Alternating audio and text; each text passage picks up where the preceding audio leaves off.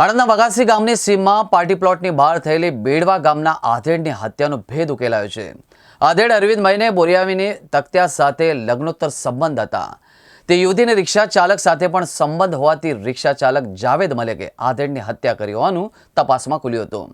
યુવતીનો mobile ચકાસતા જ બીજા પ્રેમ સંબંધની જાણ થતાં જ એક પ્રેમીએ બીજા પ્રેમીનું કાંસળ કાઢી નાખ્યું અને બેડવાના આધેડની હત્યા કરવામાં આવી હતી. હાલ પોલીસે આરોપીની ધરપકડ કરી છે.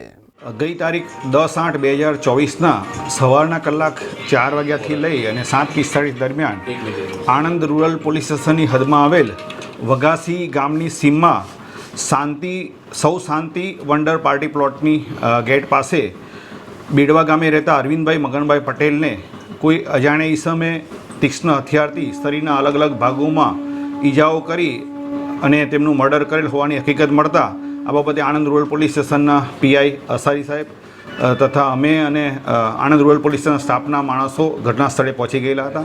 આ બાબતે મરણ જનાર અરવિંદભાઈ મગનભાઈ પટેલના ભત્રીજા પિંકેશ પટેલની ફરિયાદ આપતા આ બાબતે મર્ડરનો ગુનો ડિટેક્ટ કરવામાં આવેલો હતો.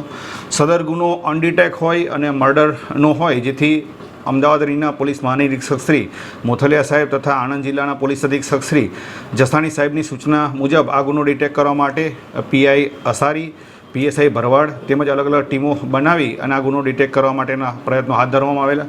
આ ગુનાની તપાસના કામે electronic surveillance, human resources, technical source તેમજ નેત્રમ સીસીટીવી કેમેરાનો અભ્યાસ કરતા આ ગુનામાં સંડોવાયેલા આરોપી જાવેદ મોહમ્મદભાઈ મલેક રહેવાસી કણજરી, તાલુકો નડિયાદ, જિલ્લો ખેડાને હસ્તગત કરવામાં આવેલા.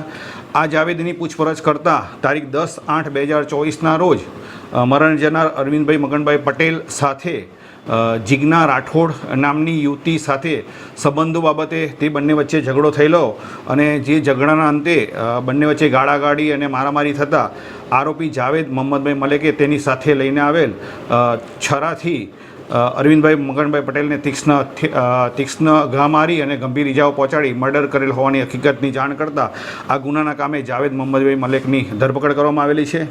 જાવેદ મોહમ્મદભાઈ પટેલનો ગુનાહિત ઇતિહાસ ચેક કરતાં તેઓ આ અગાઉ ખેડા જિલ્લાના ચકલાલી પોલીસ સ્ટેશનમાં કિડનેપિંગ તથા પોક્સો એક્ટ હેઠળના ગુનામાં પણ સંડોવાયેલ હોવાની હકીકત તપાસ દરમિયાન જણાવેલ છે.